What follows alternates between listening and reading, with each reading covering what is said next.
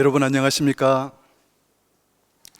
코로나19 바이러스로 인해서 이렇게 영상으로 만나 뵙게 됐습니다. 이토록 은혜로운 자리에 초대해 주신 우리 가르멜 가족에게 진심으로 감사의 인사를 드립니다.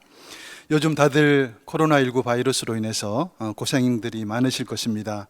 영적으로도 힘드시고 심리적으로도 힘드시고 경제적으로 육체적으로 다들 힘드시죠. 그런데 이럴 때 우리 그리스도인들마저도 힘들다 하면 안 되겠다 하는 생각을 합니다. 하느님께서 큰 시련을 주실 때는 그 시련 뒤에 반드시 은총도 또 이겨낼 힘도 함께 주신다는 거 우리가 잊지 말아야 되겠습니다.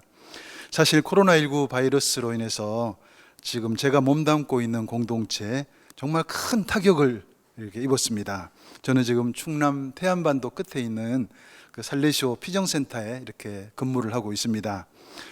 많게는 한 번에 200명 정도 숙박할 수 있는 대규모 피정센터인데 제가 올해 1월에 발령받아 왔는데 바로 바이러스가 시작됐어요. 그래서 그간 잡혀있던 모든 피정 프로그램들 다 취소되고 또 올여름에 한 2,000명 정도 되는 청소년들이 오기로 했는데 그 신앙학교도 다 취소되고 모든 게 취소됐습니다. 그래서 피정객들이 오셔야 저희도 먹고 살고 전기세도 내고 수도세도 내는데 직원들 월급도 드리는데 수입이 없고 정말 난감한 거예요.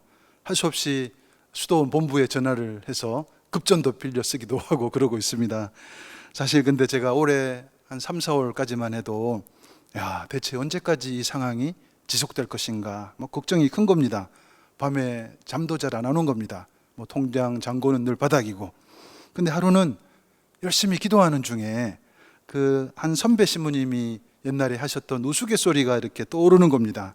아주 재미있는 신부님인데 저한테 어떤 이야기를 하셨냐면 이런 말씀 하셨습니다.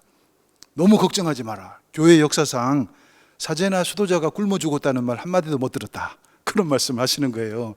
그래서 그 말씀이 갑자기 머릿속에 떠오르면서 마음이 좀 편안해졌습니다. 동시에 과거의 어린 시절, 어렵게 살던 시절이 이렇게 아스라이 떠오르는 거예요. 제가 초등학교, 중학교 다닐 때만 해도 다들 없이 살았습니다. 좁은 방 한 칸에 식구 대여섯 명이 그냥 같이 살았어요. 하루 삼시세끼 밥 안 굶고 이렇게 지내는 것이 큰 목표였습니다. 가뭄에 콩나듯이 쌀밥에 소고기국이 나오면 그런 날은 세상을 다 얻은 기분이었다는 거죠. 그래서 제 마음속에 이런 생각이 떠오르는 거예요.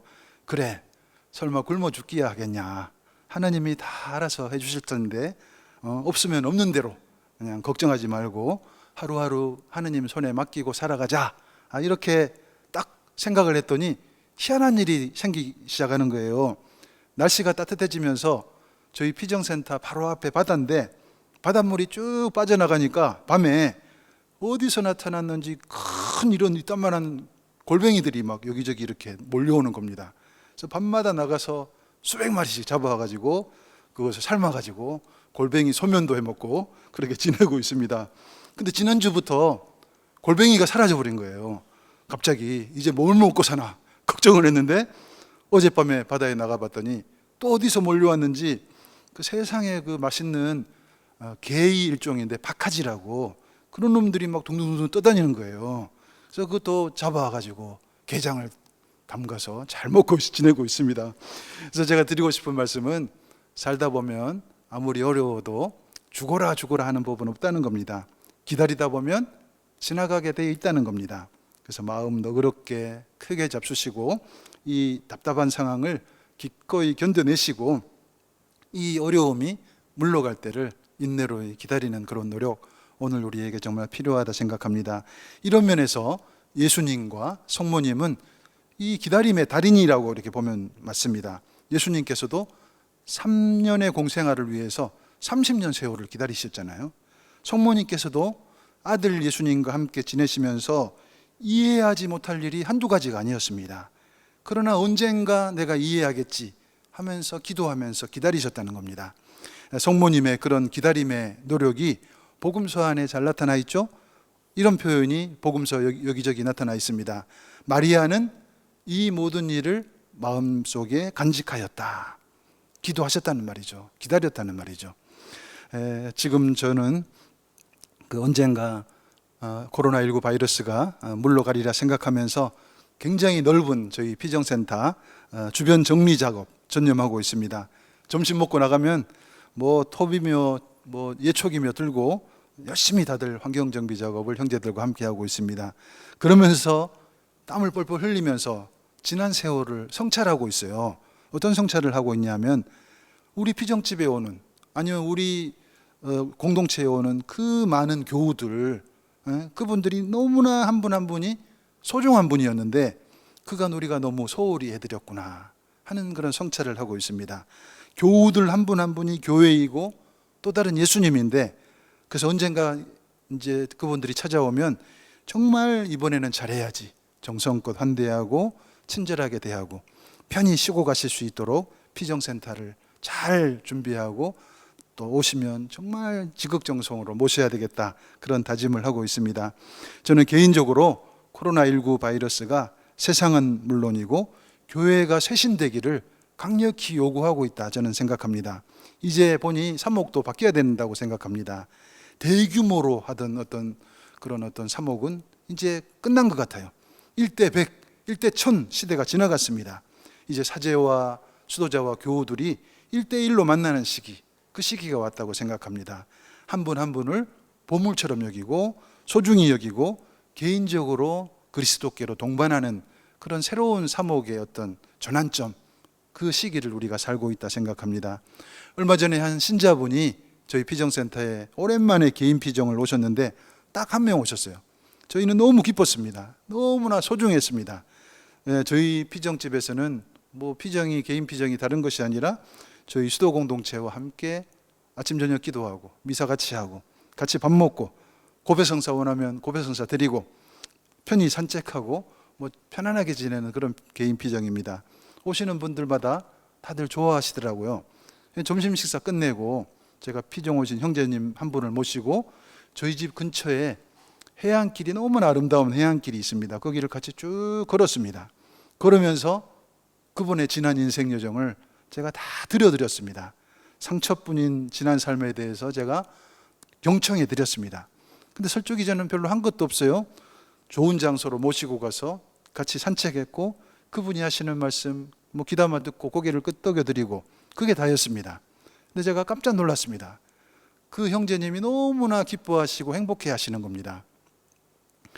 저는 그때 확신을 가졌습니다. 사목이라는 것이 대단한 것이 아니로구나, 엄청난 것도 아니로구나, 함께 양떼와 걸어주는 것이로구나, 함께 대화를 나누는 것이로구나, 함께 이야기하고 그분을 경청해 드리는 것이구나, 그런 생각을 했습니다. 이제 우리 교회가, 또 우리 수도회가 이런 서비스를 해야 될 때가 왔다는 생각이 들었습니다. 여러분들 코로나19 바이러스로 인해서 뭐 경제적으로도 다들 힘드실 텐데 그래도 너무 괴로워하지 마시기 바랍니다. 돈이라는 거 있다가도 없고 없다가도 있고, 돈은 돌고 도는 게 돈입니다. 그래서 이럴 때 돈 말고도 정말 중요한 것이었는데 우리가 놓치고 살았던 것들, 거기에 대한 것들에 대한 가치, 이것을 우리가 회복시켜 나가면 좋겠습니다.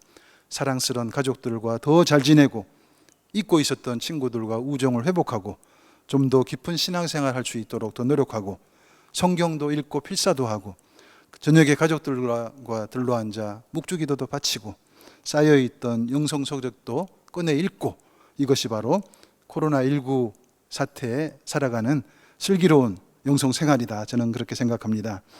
서론이 좀 길었는데 저는 솔직히 그 성모님에 대해서 이렇게 강의를 하고 그 정도 뭐 이렇게 자격을 갖춘 사람이 아니라고 이렇게 생각합니다. 성모 신심이 그렇게 돈독한 사람도 아닌데 요즘 어떠다 보니 성모님 전문가가 돼버렸어요.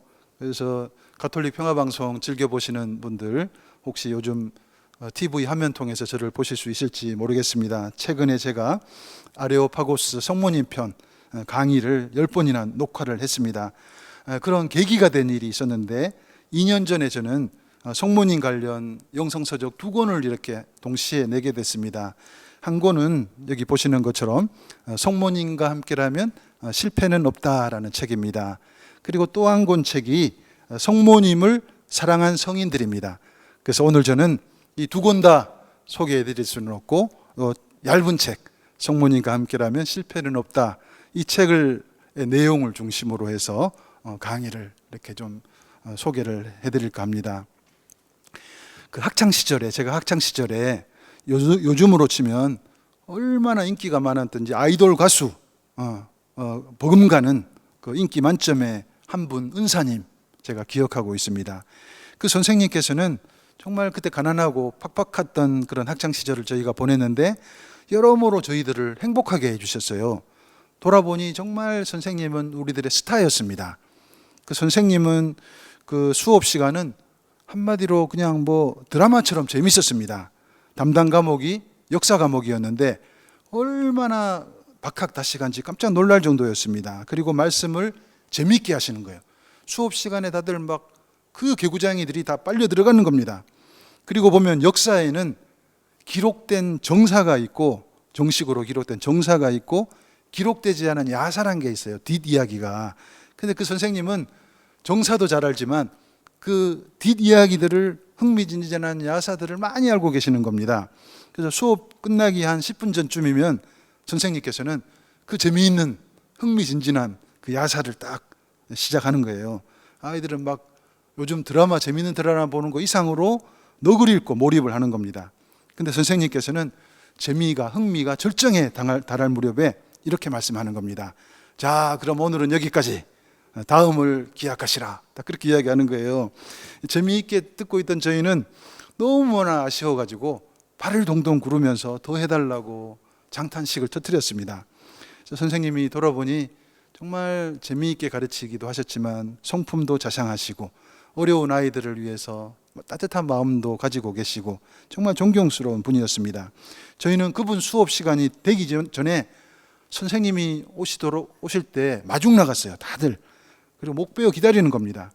네, 또 수업 끝나고 그 교무실로 돌아가실 때는 애들이 안 나와줬어요. 막 여기저기서 끌어당기고 길을 막고 막 그럴 정도였습니다. 그만큼 인기가 좋으셨어요.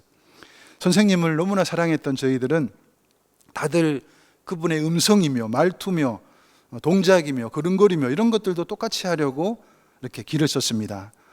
그분을 너무나 존경했기 때문에 그분처럼 되고 싶었던 거예요. 제가 이 말씀 드리는 이유가 있습니다. 올바른 성모 신심의 핵심이 바로 여기 있다고 저는 생각합니다. 우리 그리스도 신자들에게 있어서 성모님은 어떤 분이십니까? 성모님은 너무나 존경하고 사랑하는 분이라는 겁니다. 네. 성모님은 우리가 흠숭을 바쳐야 될 하느님이 아니시라는 겁니다.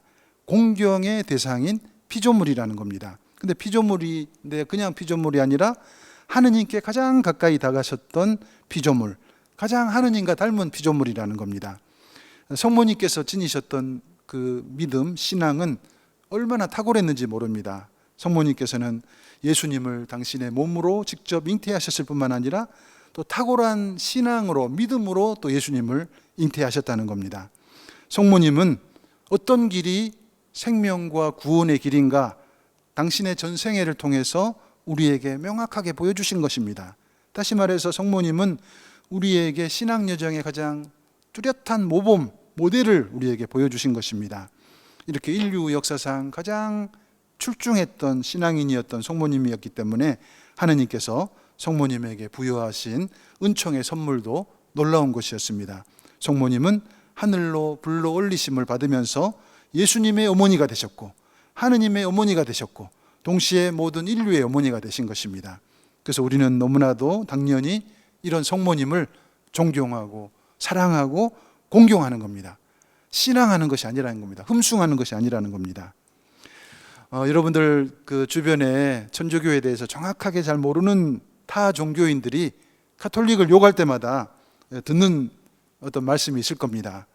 어떤 말씀입니까? 가톨릭은 마리아교다. 가톨릭은 마리아라는 우상을 숭배하는 종교다. 네. 또 어떤 사람은 가톨릭 신자들은 하느님을 믿고 있지만 더불어 성모님을 여신으로 섬기고 있는 이상한 종교다. 이렇게 이야기를 합니다. 또 우리 그리스도교 신자들 안에서도 성모 신심과 관련해서 좀 책잡힐 만한 행동을 하시는 분들도 없지 않다는 겁니다. 그리스도교 신앙의 전부이신 하느님은 안중에도 없고 오로지 성모님이 전부인 것처럼 여기는 분이 계십니다. 잘못된 것입니다. 미사 중에도 묵주를 손에 들고 중얼중얼 계속 묵주기도를 바치십니다. 잘못된 것입니다. 예수 그리스도께서 현존하시는 본당 공동체는 뒷전이고 인준도 받지 않은 성모성지 거기만 쫓아다니고 있습니다. 잘못된 신앙입니다. 정식으로 승인되지도 않은 정말 끔찍한 어떤 메시지 이런 것들을 맨날 들고 다니면서 그게 신앙생활의 전부로 여기는 거 잘못된 신앙입니다. 하느님의 자비와 우리를 향한 각별한 사랑은 뒷전이고 무시무시한 종말 메시지 그것을 성경 이상으로 끼고 다닌다면 그 잘못된 신앙이라는 겁니다. 가톨릭 교회는 절대로 성모님을 신격화한다든지 여신으로 숭배하지 않습니다. 성모님은 우리가 하느님께로 나아갈 수 있도록 인도하는 그런 이정표이지 종착지가 아니라는 거 우리가 꼭 기억을 해야 되겠습니다. 따라서 그리스도인들은 역사상 가장 모범적인 신앙인으로서의 성모님을 사랑하고 존경하고 공경한다는 겁니다. 성모님께서 우리에게 보여주셨던 그 깊은 사랑, 이웃을 향한 뜨거운 사랑, 그것을 우리는 존경하고 공경하고 사랑한다는 겁니다. 또 예수님의 인류 구원 사업에 있어서 첫째 가는 협력자, 동반자로서 각별하고 헌신적이었던 성모님을 존경하고 공경하고 사랑하는 겁니다. 또 더불어 교회는 성모님의 출중한 덕행들, 예를 들면 지극한 겸손, 철저한 순명, 무한한 인내, 이것을 교회는 칭송하는 겁니다. 이런 면에서 성모님은 우리 그리스도인들이 하느님을 흠숭하는 데 도움을 주시는 분, 자극을 주시는 분, 격려해 주시는 분이지 방해하는 분이 아니라는 거 우리가 잊지 말아야 되겠습니다. 만일 한 신앙인이 지니고 있는 성모 신심이 하느님을 향해 나아가는 신앙 여정에서 걸림돌이 되고 있다. 그 성모 신심은 잘못된 것입니다. 따라서 우리 성모 신심이 지향해야 될 최종적인 목적지는 예수 그리스도이시고 또 그분과 하나이신 하느님이시라는 그 불변의 진리를 잊지 말아야 되겠습니다. 우리가 성모상 앞에 아름다운 꽃다발을 하나 봉헌하는 거 너무나 좋은 성모 신심입니다. 성모상 앞에 봉헌함에 거금을 이렇게 딱 투척하는 거 아주 좋은 성모 신심입니다. 근데 더 중요한 일이 있습니다. 우리도 성모님처럼 전생애를 통해서 우리 자신을 하느님께 봉헌하는 거 참다운 성모 신심이라는 겁니다. 우리도 성모님처럼 하느님의 말씀을 마음 깊이 간직하고 묵상하는 거 너무나 아름다운 성모 신심입니다. 우리도 성모님처럼 우리 안에 하느님 아버지의 뜻이 이루어지도록 지속적으로 예 하고 응답하는 거 아주 좋은 성모 신심인 겁니다. 우리도 성모님처럼 예수님과 함께 갈바리아산 예수님의 십자가 밑에서 끝까지 서 있는 거 바로 참다운 성모 신심이다 생각합니다. 그 교회 역사 안에는 그 성모님의 일생의 여러 국면 가운데 고통스러웠던 시절 그것을 기억한 흔적이 있습니다. 그래서 성모 7고 성모님이 겪으셨던 7가지 고통을 묵상하는 그런 신심 행위도 흔적으로 남아 있습니다. 14세기경부터 시작된 이런 성모님의 고통에 대한 것을 묵상하는 신심은 오늘날도 계속되고 있습니다. 그래서 지금도 매년 교회 전례력안에서 9월 14일이 그 성십자가 현양축일인데 바로 그 다음 날을 고통의 성모님의 기념일로 이렇게 제정해가지고 성모님께서 겪으셨던 고통을 기억하고 묵상하고 있는 것입니다. 성모님은 편안하고 행복한 삶을 아기 예수님으로 인해서 또 청년 예수님으로 인해서 사셨겠도 했겠지만 여러 그런 어떤 고통이나 불편함 앞에 직면하셨다는 겁니다. 마치 오늘 고통을 겪고 있는 우리처럼 그 아기를 출산할 방한칸조차 찾지 못해서 별이 총총히 올려다 보이는 마국간에서 아기 예수님을 출산하셨습니다. 산모로서 이보다 더 큰 치욕과 고통이 어디 있겠습니까? 또 헤로데가 주도한 2살 미만의 아기 대학살 사건, 그것을 피해가지고 이집트로 피신을 가셨잖아요. 그 먼 거리 얼마나 큰 고통이었겠습니까? 또 예수님이 12살 됐을 때 예수, 마리아, 요셉 세 분이 예루살렘으로 성지순례를 갔죠. 순례길에 예수님을 입고 사흘이나 애간장을 태운 적이 있었습니다. 어머니로서 큰 고통이었습니다. 그런데 이런 고통들은 사실 작은 것이었습니다. 성모님은 나중에 결정적인 고통, 혹독한 고통, 감내하기 힘든 고통 앞에 서게 되는데, 그때가 언제입니까? 바로 예수님께서 골고타 언덕에 못 박히셨을 때 바로 그 십자가 밑에 서 계시는 고통, 그것은 정말 극심한 고통이었을 것입니다. 너무나 처참한 아들의 몰골, 그걸 바라보는 성모님의 가슴 어떻겠습니까? 무너져 내렸을 것입니다. 차라리 내가 대신 저곳에 못 박혀 있었으면 하는 마음이었을 겁니다. 예수님이 겪으셨던 십자가 고통, 그 이상의 고통을 성모님은 온몸과 마음으로 느끼셨다는 겁니다.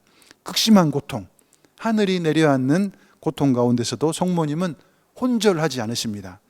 그저 성모님은 있는 힘을 다해서 아들 예수님의 십자가 밑에 끝까지 서 계셨습니다. 침묵 속에서 온몸과 마음을 다해서 하느님 아버지의 뜻이 이루어지기를 청하면서 그 십자가 밑에 서 계셨다는 겁니다. 우리가 자녀들 키워보면 잘 아는데, 고통을 겪고 있는 사람보다도 옆에서 지켜보는 사람이 더 힘들 때가 있죠. 예를 들면 아기가 아플 때 엄마는 더 큰 고통을 겪는다는 겁니다. 십자가 밑에 서 계셨던 성모님의 마음이 똑같았을 것입니다. 성모님은 십자가 밑에서 서 계셨는데 영적인 고통 극심했을 것입니다. 십자가 위에서 겪으셨던 예수님의 육체적 고통을 능가하는 내적 고통, 영적 고통을 성모님은 골고타 언덕 아래서 이렇게 겪으셨다는 겁니다. 어떻게 보면 성모님은 예수님의 육체적인 죽음에 영성적으로, 이렇게 영성적 죽음으로 동참하셨다, 이렇게 보면 맞는 것 같습니다. 결국 성모님은 아들 예수님과 함께 십자가 위에 똑같이 못 박히셨다, 저는 그렇게 생각합니다. 그래서 아우구스티누스 성인께서는 이런 성모님을 이렇게 표현합니다. 살아있는 감실. 살아있는 감실, 아름다운 표현 같습니다. 성모님의 육체와 영혼은 언제나 당신 아들 예수님과 하나였습니다, 이런 표현을 하십니다. 성모님의 한평생은 당신 아들 예수님이 영광이 온 세상을 덮을 때까지 희생으로 견뎌내셨고, 성모님은 아들 예수님께서 아버지의 구원 사업으로 완수하기까지, 마지막으로 십자가에 오르시기까지 전 과정에 온몸과 마음으로 동참하셨다는 거 우리는 잊지 말아야 되겠습니다. 그 결과 성모님은 하느님께서, 예수님께서 온전히 거하시는 새 시대의 성전, 살아있는 감실이 되신 것입니다. 우리도 이 땅에 두 발을 딛고 살아가는 한 그 누구에게나 고통이, 예외는 아니죠, 누구에게나 고통이 찾아옵니다. 그래서 고통이 다가올 때마다 성모님께서 겪으셨던 그 고통을 우리가 기억하면 좋겠습니다. 괴롭다, 고통의 표면에만 머무르지 말고 성모님처럼 고통의 그 뒷면에, 이면에 새겨져 있는 하느님 사랑의 얼굴 찾기 위해서 노력해야 되겠습니다. 사실 가만히 생각해 보니 고통이 은총으로 변화되는 것은 전적으로 우리의 선택에 달려있다, 저는 생각합니다. 성모님처럼 먼저 고통을 마음에 간직한 다음에 인간의 시선이 아니라 영적 시선으로 고통을 바라보는 것입니다. 또 고통을 통해서 하느님께서 우리에게 바라시는 바가 무엇인가 묵상하는 것, 이것이 성모님의 고통에서 우리가 얻을 수 있는 그런 교훈이다, 저는 생각합니다. 교회 역사 안에 그 수많은 성인 성녀들이 살다 가셨는데, 가만히 이렇게 그분들에 대해서 연구를 해보니 그분들 가운데 단 한 명도 빼놓지 않고 지니고 계셨던 아주 특별한 신심이 있었는데, 그것은 바로 성모 신심이었습니다. 성인들 치고 성모 신심 없는 분들이 없었다는 겁니다. 근데 성모님 신심과 관련해서 둘째가라면 서러워할 성인이 한 분 계셨는데, 바로 모든 교구 그 시무님들의 주보 성인 누구신지 아십니까? 아르스의 성자 비안네 시무님입니다. 프랑스 출신이시죠. 이분은 성모님으로부터 많은 위로를 받기로 유명한 성인입니다. 이 비안네 시무님이 어린 시절에, 소년 시절에 꿈꾸고 있던 유일한 장래 희망, 소원이 하나 있었는데, 그것은 훌륭한 사제가 되는 것이었습니다. 근데 이분 앞에 펼쳐진 사제 성소 여정이 만만치 않다는 거 여러분 잘 알고 계시죠? 좀 지적 능력이 좀 딸렸던 것 같아요. 다른 것들은 다 좋았어. 성품도 좋고 뭐 여러 가지가 다 좋은데 이 지적 능력이 딸리는 거예요. 그리고 그때 당시에는 신학교 공부 중에서 라틴어 가장 기본이었습니다. 근데 이게 안 되는 거예요. 신학교에 우여곡절 끝에 입학을 했지만 진도를 못 따라가는 겁니다. 그래서 그 동료 신학생들과 지도 교수님으로부터 받은 수모, 상상을 초월하는 것이었습니다. 한 번은 영적 지도 신부님이 비안내 신학생을 따로 불러서 이렇게 말씀하셨습니다. 비안내, 정말 대단히 미안한 이야기지만 교수 회의에서는 자네는 도저히 사제가 될 수 없는 사람이라고 판단했네. 집으로 돌아가서 농사나 짓고 사는 게 좋을 것 같네. 이렇게 이야기했어요. 너무나 큰 충격이고 슬픔이었겠죠. 근데 단 한마디 불평불만하지 않고 누구도 탓하지 않고 그 모든 원인을 자신의 부족함에서 찾았습니다. 고개를 떨어뜨리고 신학교를 떠나왔습니다. 교수님 죄송합니다. 제가 워낙 머리가 나빠서요. 제가 잘못한 것이 있었다면 너그럽게 용서해 주시기 바랍니다 하고 말씀드리고 신학교 교정을 빠져나오는 겁니다. 크게 상심하고 깊은 슬픔에 잠겼고 낙담했습니다. 발길이 천근만근 무거웠습니다. 그렇지만 비안내는 사제성소기를 포기하지 않았습니다. 가장 괴로웠던 그 시절에 성모님께 매달리는 겁니다. 성모님, 제발 좀 저를 도와주십시오. 다시 한번 제 자신을 성모님께 봉헌합니다. 당신의 크신 사랑으로 저를 한번 받아주십시오. 다시 한번 새 출발할 수 있도록, 제가 이 길을 꿋꿋이 걸어갈 수 있도록 제발 좀 도와주십시오. 간절히 기도하는 겁니다. 의탁하는 겁니다. 성모님께서는 이 고통 중에 있는 비안내를 따뜻하게 위로하시고 따뜻하게 등을 두드려 주시는 거예요. 다시 한번 용기를 낼 수 있도록 밀어주시는 겁니다. 그래서 다시 한번 비안내는 또 힘을 내고 힘차게 그 험난했던 성소 여정을 다시 시작했습니다. 보니 우리 한국의 그 순교자들도 그 성모님께서 그 험난한 신앙 여정 중에 당신 백성을 따뜻이 위로해 주시는 분이라는 것을 확신하셨습니다. 제가 몇 년 전에 그 파리의 외방 선교회 본부에 들렀을 때 일입니다.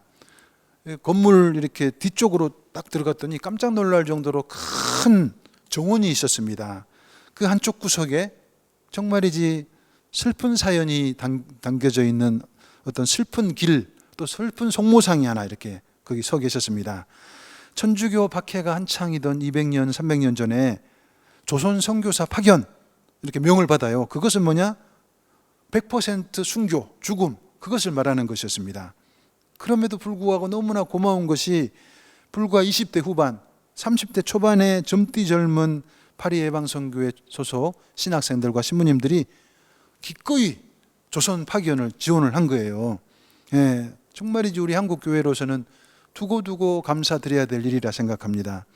당시에 파리 예방선교회 본부 성당에서 선교사 파견 미사가 끝나면 그 파견될 사제나 신학생들은 마지막으로 정원 구석에 서 있는 성모님에게 가서 성모님께 이렇게 작별 인사를 드렸습니다. 그리고 오래도록 성모님과 대화를 나누면서 그분의 도움과 위로를 청했습니다. 그리고 성모님처럼 보십시오. 저는 주님의 종입니다. 말씀하신 대로 제게 이루어지기를 바랍니다. 라고 청혼하면서 영광스러운 순교의 길을 떠나는 거예요. 그 슬픈 성모상을 떠나서 왼쪽으로 방향을 틀어가지고 그 대문을 향해서 천천히 이렇게 걸어 나오면 그 양쪽으로 그 부모님들하고 친구들하고 친척들, 동네 사람들이 줄지어 서 있어요.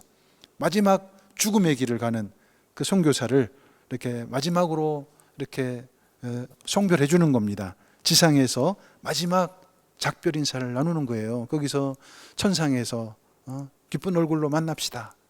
박수를 쳐주고 그러는 거예요. 아버님, 어머님 안녕히 계세요. 부디 건강히 지내시고 주님 나라에서 행복한 얼굴로 만납시다. 선교사들은 울고 계시는 부모님들을 뒤로하고 그분들을 또 위로의 성모님께 맡겨드리고 그 항구로 이렇게 떠나는 마차에 몸을 실었다고 이렇게 기록에 남아 있습니다. 성모님께서는 험난한 지상 여정을 걷고 있는 우리들에게 때로 자상한 어머니처럼 다정다감한 친구처럼 동반한다는 거 우리가 잊지 말아야 되겠습니다. 그리고 언젠가 우리가 하느님 대전에 나아갔을 때 죄투성이, 상처투성이인 우리들을 어떻게 하면 하느님께 조금이라도 잘 변호해 주실 수 있을까 고민하는 변호사 역할을 하시는 분, 바로 우리의 성모님이시라는 겁니다. 이렇게 성모님은 존재 자체로 우리 그리스도인 각자 한 명 한 명의 든든한 백그라운드이자 한없는 위로가 되시는 분이라는 거, 우리가 기억한다면 고통 속에서도 기쁘게 이 지상생활을 살아갈 수 있으리라 생각합니다. 성모님께 대한 그 참된 신심과 관련해서 제2차 바티칸 공의회 문헌은 성모님의 다양한 역할들을 제시하면서 이런 표현을 사용하고 있습니다. 하느님의 순례하는 백성에게 확실한 희망과 위로의 표지가 되시는 마리아. 오늘 우리 각자에게 확실한 희망과 위로의 표지가 되시는 분, 바로 우리의 성모님이라는 겁니다. 전 세계 수많은 지역에서 이렇게 위로자 역할을 하시는 성모님을 공경하고 있습니다. 가장 유명한 지역이 이탈리아 북쪽에 있는 또리노라는 시인데, 이 또리노 시 중심에 아주 아름답기로 유명한 콘솔라타 대성당이 있습니다. 콘솔라타라는 말은 그 위로라는 말이에요. 위로. 콘솔라타 하는 말은 위로의 성모님, 이렇게 해석이 되는 것입니다. 그래서 위로의 성모님은 또리노시 주보로 이렇게 공경받고 계시고, 매년 6월이 되면 도시 전역에서 위로의 성모님을 기리는 그런 성대한 축제가 벌어진다는 겁니다. 돈보스코, 저희 살레시오의 창립자 돈보스코도 바로 여기 또리노에서 이렇게 주로 사목 활동을 하셨는데, 돈보스코 성인도 살아생전 이 콘솔라타 성당을 자주 찾아갔습니다. 힘들 때마다, 고통스러울 때마다 찾아가서 성모님의 위로를 이렇게 청했습니다. 특히 큰 힘이 되어 주셨던 어머니가 돌아가셨을 때 이 성당을 찾아가서 어머니를 위한 연미사를 봉헌하면서, 이제 성모님께서 세상을 떠난 제 어머니를 대신해서 이 아이들의 어머니가 되어달라, 위로자가 되어달라 간절히 청했습니다. 그래서 돈보스코 성인 역시 성모님에게서 따뜻한 위로자의 모습, 그것을 발견한 것입니다.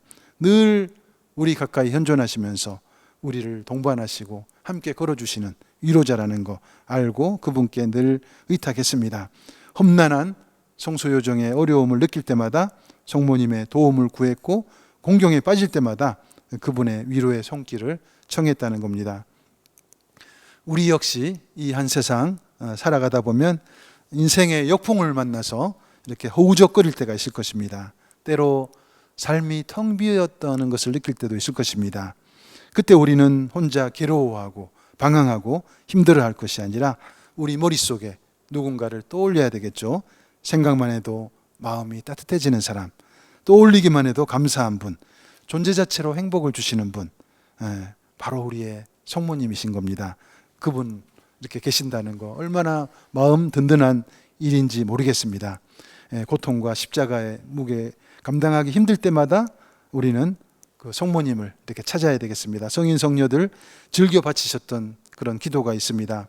방황하는 순례자들의 안식처이자 죄인들의 마지막 피난처이신 성모님, 이제와 저희 죽을 때 저희 죄인들을 위로하소서. 네, 이렇게 위로자이신 성모님에 대해서 조금 소개를 해드렸습니다. 지금부터 또 이렇게 말씀드릴 것은 겸손하신 성모님에 대해서 좀 말씀드릴까 합니다. 제가 우리 인간들의 삶을 가만히 좀 이렇게 돌아보니, 우리 인간들의 삶은 대체로 그 상향성에 충동에 따라 움직이는 것 같습니다. 위를 바라보는 거예요. 자꾸 올라가려는 어떤 충동, 거기에 따라 움직인다는 겁니다. 예를 들면 직장 생활을 하는 분들, 좀 더 많은 급여를 받고 싶어 합니다. 좀 더 높은 지위로 올라가고 싶어 합니다. 또 우리 같은 경우 좀 더 편안한 생활 누리고 싶습니다. 좀 더 많은 파워, 권력을 갖고 싶습니다. 좀 더 풍요로운 인생을 즐기고 싶습니다. 그러다 보니 좀 작고 소박한 삶이라든지 겸손하고 청빈한 생활의 가치에 대해서 요즘은 말도 꺼내기가 이렇게 쉽지 않은 거예요.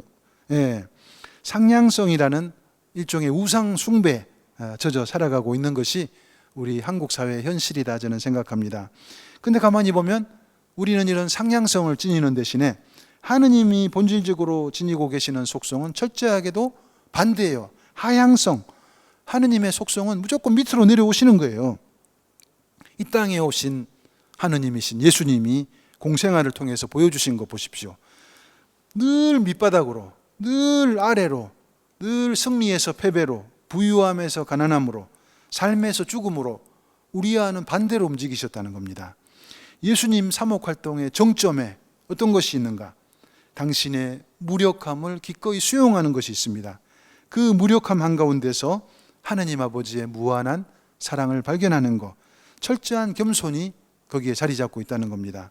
은혜롭게도 하느님께서는 그냥 편안하게 그 당신의 옥자, 하느님으로 그냥 계시지 않고 이 질퍽질퍽한 진흙탕 같은, 때로 악다구니가 끊이지 않는 전쟁터 같은 소란한 이 인간 세상으로 하느님이 내려오셨다는 겁니다. 바로 하향성의 하느님이시라는 겁니다. 참으로 놀라운 하느님 겸손 앞에 우리 인간 측의 응답이 필요하죠. 그 응답을 다른 말로 표현하면 성화의 길이고 영성생활이라는 것입니다. 하느님이 우리를 위해서 내려오셨는데 우리가 가만히 있으면 안 되겠죠. 우리도 하느님을 향해서 올라가는 거, 발돋움하는 거, 이게 바로 영성생활이라는 겁니다.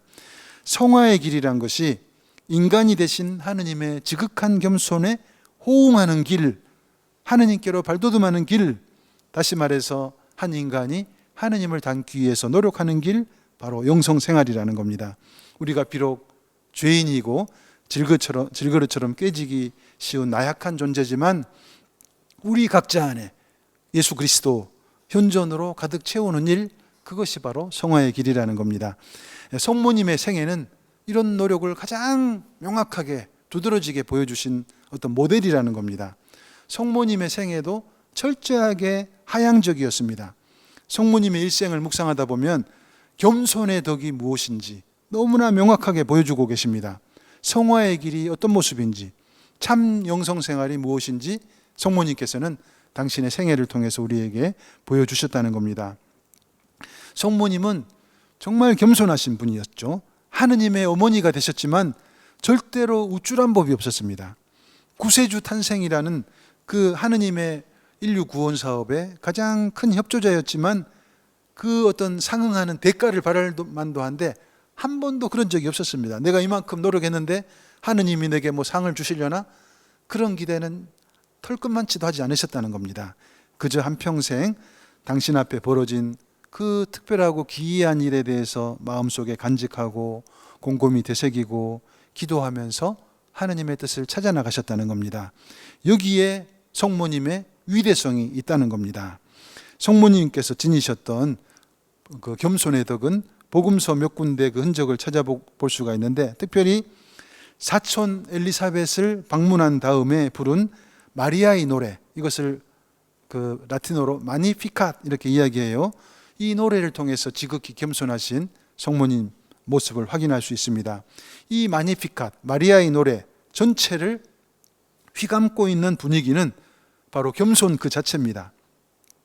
4세기 말경에 밀라노에서 활동하셨던 암브로시오 교부께서는 마리아의 노래는 성모님의 완벽한 겸손을 가장 잘 드러내는 찬가다, 이렇게 강조하셨습니다. 우리 잘 알고 있죠. 마리아 찬가 어떤 내용입니까? 내 영혼이 주님을 찬송하고 내 마음이 나의 구원자 하느님 안에서 기뻤더니 그분께서 당신 종의 비천함을 굽어보셨기 때문입니다. 마리아는 노래 서두부터 자신을 철저하게 낮춥니다. 아니, 자기 자신에 대해서 정확한 신원 파악을 하고 계시는 겁니다. 마리아 당신은 찬미받을 자격이 조금도 없는 사람이다. 자신은 태생적으로 종이고 본질적으로 피조물이다. 그런데 주인이신 하느님께서 종인 자신을 굽어보셨다. 근데 그 마리아는 하느님이 그 자신을 굽어보심이 마리아가 잘나서가 아니라 하느님 자비의 시선 때문이었다. 그것을 명확하게 인식하고 계셨던 겁니다. 어떻게 또 이어집니까? 이제부터 과연 모든 세대가 나를 행복하다 하리니 전능하신 분께서 나에게 큰일을 하셨기 때문입니다. 마리아는 겸손을 억지로 가장하지 않았고 하느님이 주신 선물을 거절도 하지 않았습니다. 동시에 스스로를 엄청 값진 선물로 여긴다든지 신데렐라로 여기지 않았다는 겁니다. 너무나 과분하고 크신 하느님 은총 앞에서 두려워하거나 도망가지도 않았습니다. 마리아는 앞으로 당신에게 다가올 영광과 위대함이 모두 당신에게서 나오는 것이 아니라 하느님으로부터 오는 선물이라는 것, 그것을 명확하게 인식하고 있었다는 겁니다. 요즘 우리 사회를 바라보면 물질 만능주의가 팽배해지면서 별것도 아닌 것 같은 인간 존재가 점점 이렇게 스스로 높이고 있습니다. 첨단 과학이 발전하면서 인간은 또 큰 착각에 빠지고 있습니다. 우리 인간이 모든 것을 다 할 수 있다는 착각, 그러면서 하느님의 영역, 하느님의 자리가 이렇게 점점 위축되는 거예요. 따지고 보니 인간 측의 가장 큰 결핍은, 문제점은 겸손의 덕에 결여, 그거라는 겁니다. 내 힘으로 모든 것을 다 할 수 있어. 하느님은 필요 없는 거예요. 이런 면에서 성모님의 겸손의 덕이 유난히 돋보이고 있다는 겁니다. 성모님은 영광스럽게도 하느님을 당신의 태중에 모신 분입니다. 과분하게도 하느님의 아들 예수 그리스도를 품에 안으신 분입니다. 장차 구세주의 어머니로서 누리게 될 어떤 세속적 영예, 특권에 대한 일말의 기대도 있었을 것입니다. 구세주 어머니란 타이틀이 성모님의 신앙 여정에 마이너스로 작용할 가능성도 있었습니다.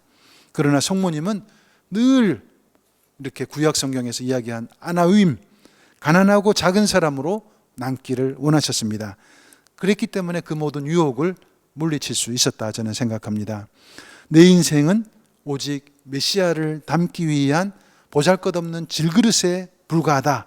성모님은 평생 이런 인식 가운데 이 겸손의 덕 속에서 살았습니다. 여기에 바로 성모님의 위대성이 이렇게 들어있는 것입니다. 아들 예수님 일생에 늘 여백 같은 분, 예수님 탄생부터 갈바리아 언덕에까지 늘 예수님 뒤에 조용히 서 계셨던 분 성모님, 아들 예수님이 점점 커지도록 늘 작아지셨던 성모님, 늘 예수님 그늘에 서 계셨던 겸손하셨던 성모님, 이런 겸손하신 성모님을 하느님께서는 높이 끌어올리셔서 인류의 어머니 되게 하시고 예수 그리스도의 어머니가 되게 하시고 하느님의 어머니가 되게 하시고 하늘의 여왕이 되게 하신 것입니다. 우리도 마찬가지일 겁니다. 우리가 스스로를 높일 때 하느님은 내치실 것입니다. 우리가 우리를 스스로를 낮출 때 하느님께서 우리를 끌어올리실 것입니다. 그래서 성인치고 성인 성녀치고 겸손의 덕을 갖추지 않은 성인 성녀는 없는 것 같습니다. 바람직한 덕행의 모습은 바로 이 겸손의 덕을 배경으로 하고 있다는 거 우리가 꼭 기억해야 되겠습니다. 아무리 높은 덕행의 경지에 올랐다 할지라도 그것을 스스로 떠벌린다면 그것은 성덕이 아니라 마케팅에 불과한 거죠. 성모님을 정말 사랑했던 베르나르도 성인은 겸손의 덕을 스스로 익히기 위해서 스스로 작은 규칙을 하나 만들었다고 합니다. 새벽에 눈을 뜨면 제일 먼저 이렇게 외쳤다는 거예요. 제가 세상 모든 사람 중에 가장 큰 죄인입니다. 이렇게 외쳤다는 겁니다. 또 틈만 나면 자기 죄를 형제들 앞에서 공개석상에서 고백했다고 합니다. 그리고 누군가가 자신의 결점에 대해서 말해주고 모욕을 준다 하더라도 절대로 원망하지 않고 감사하다고 이렇게 이야기를, 감사 인사를 전했다고 합니다. 겸손의 덕은 예수님과 성모님께서 우리에게 몸소 보여주신 아름다운 덕행이고 그리스도교 덕행 가운데 으뜸 덕행이고 다른 모든 덕행의 그 기반이 되는, 기초가 되는 덕행이라는 거 우리가 잊지 말아야 되겠습니다. 그런데 우리가 기억할 거, 참된 겸손은 인간으로부터 절대 시작하지 않습니다. 하느님의 자비로부터 시작되는 겁니다.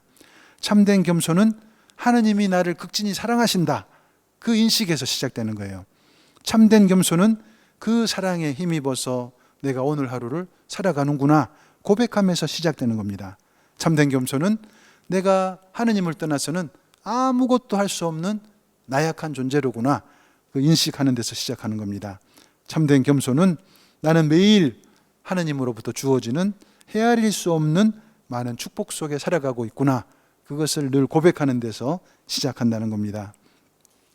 네, 오늘 이렇게 첫 번째 강의 시간에 성모님과 함께라면 실패는 없다라는 주제로 성모님께서 지니셨던 여러 찬란한 덕행들, 한없는 겸손의 덕, 단순하고 소박하지만 강렬했던 믿음, 그러나 우리들의 부족한 성모 신심에 대해서, 그리고 바람직한 성모 공경에 대해서 이렇게 좀 소개를 해드렸습니다. 강의를 좀 마무리하는 차원에서 한 가지 말씀만 떠드린다면, 오늘도 성모님께서는 전 세계 방방곡곡에 흩어져 있는 도움이 필요한 당신의 자녀들, 그리스도 신자들을 위해서 팔이 100개 1000개라도 모자랄 정도로 바쁘십니다. 한 번은 한 성인께서 천상에 계신 성부, 성자, 성모님이 어떻게 살고 계시는가 딱 문을 한번 열어봤어요. 딱 열어보고 깜짝 놀랐습니다. 성모님은 안 계시고 성부, 성자 두 분이 딱 머리를 맞대고 가운데 상이 하나 있는데 거기에 김치 하나에 라면을 끓여드리고 드시고 계시는 거예요. 이 성모님은 어디 가셨나 의아해했어요. 참 안 됐다, 두 분이. 또 저녁 식사 때 이번에는 성모님이 계시겠지 하고 딱 열어봤더니 또 두 분이 앉아가지고 이번에는 짜파게티를 딱 끓여 드시고 계셨어요. 그래서 너무 놀란 성인께서 도대체 성모님은 어디 가시고 맨날 두 분이 라면 짜파게티 끓여 드시냐 했더니 아들 예수님께서 이렇게 대답하셨다는 겁니다. 우리 어머님은 맨날 바쁘십니다. 아마 오늘도 하루 종일 어디 발연 나가셨는가 봅니다. 발연. 그래서 농담 같지만 진담입니다. 성모님께서는 오늘도 전 세계에 흩어져 있는 당신 자녀들, 고통투성이, 결핍투성이, 상처투성이인 우리 인간 각자를 도와주시기 위해서 엄청 바쁘시는 거예요. 여기 발연하시고 저기 발연하시고. 그래서 여러분들 세상살이가 너무 힘겨울 때, 또 포기하고 싶어질 때, 이 세상에 나 혼자뿐이라고 느껴질 때, 그 삶의 무게에 견디기 힘들어서 일어나기 힘들어질 때 여러분들 예수님께서 그리고 성모님께서 바로 우리 삶 한가운데 현존하고 계신다는 거 꼭 기억하시기 바랍니다. 우리가 둔감해서 미처 파악하지 못하지만 예수님께서, 성모님께서 우리를 늘 바라보고 계시고 안타까워하고 계시고 어떻게 하면 일으켜 세우려고 노력하고 계신다는 거 잊지 말아야 되겠습니다. 네, 이렇게 첫 번째 강의 마치도록 하겠습니다. 두 번째 강의 시간에 또 찾아뵙겠습니다. 고맙습니다.